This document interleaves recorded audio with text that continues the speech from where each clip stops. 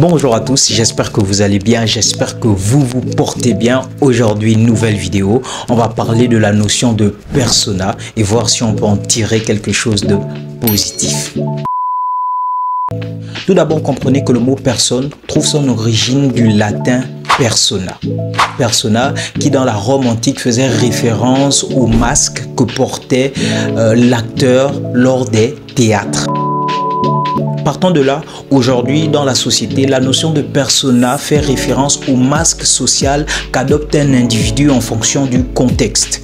Le terme englobe les différentes facettes que va présenter une personne, que ce soit dans les relations professionnelles, dans les relations amicales ou dans les relations familiales. En bref, tout dépend du contexte. Partant de là, la notion de persona change un peu dans la forme parce que effectivement nous partons du théâtre à la vie réelle, mais elle reste sensiblement la même dans le fond parce qu'il est toujours question de changer de facette en fonction du contexte. Partant de là, il se crée un dilemme ou si vous préférez deux postulats. Il y a d'une part ceux qui sont pour la notion de persona et il y a les autres. Pour ceux qui sont contre la notion de persona, eh bien, il y a principalement trois arguments essentiels qu'ils mettent en avant. Eh bien, le premier argument qu'ils mettent en avant, c'est l'absence d'authenticité, ou si vous préférez, l'inauthenticité. Pour eux, le fait d'adopter la notion de persona revient à masquer sa véritable identité pour se conformer aux normes sociales. Le deuxième élément qu'ils mettent en avant, c'est le stress et la pression exercée sur la personne dû au fait qu'elle est constamment obligée de maintenir une certaine façade. Pour eux, cette pression constante pourrait en mener à un certain épuisement émotionnel. Eh bien, le dernier argument qu'ils mettent en avant, c'est la difficulté relationnelle. En effet, pour eux, les personnes auront du mal à vous faire confiance dû au fait que votre comportement, votre façon d'agir varie considérablement. Avant que de passer aux trois arguments mis en avant par les personnes qui sont pour l'application de la notion du persona, comprenez ici que l'idée n'est pas de dire « je suis pour » ou contre.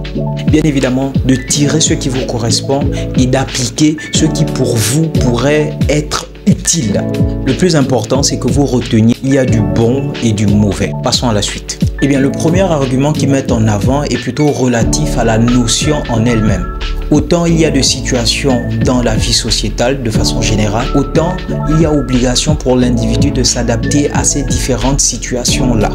Et ça, c'est particulièrement intéressant dans un contexte professionnel ou dans des contextes culturels variés. Si nous prenons l'exemple des personnes qui voyagent beaucoup, lorsque vous arrivez dans un nouveau pays, donc vous rencontrez une nouvelle culture, ce n'est pas la culture de s'adapter à vous, mais c'est plutôt à vous de vous adapter au nouveau contexte culturel dans lequel vous vous trouvez.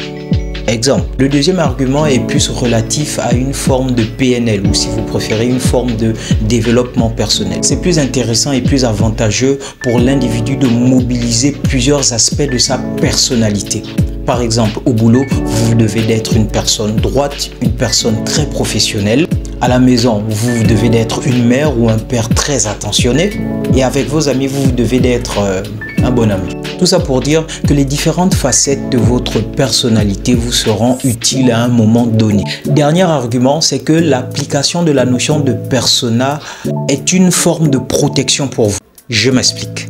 Admettons que vous soyez une personne assez gentille, ouverte, très attentionnée et que les gens autour de vous le savent. Certaines personnes mal intentionnées seraient à même d'en profiter. Donc vous, en appliquant la notion de persona, il vous serait plus avantageux de mettre en avant une facette plutôt inaccessible pour vous protéger de ce genre de solliciteurs-là.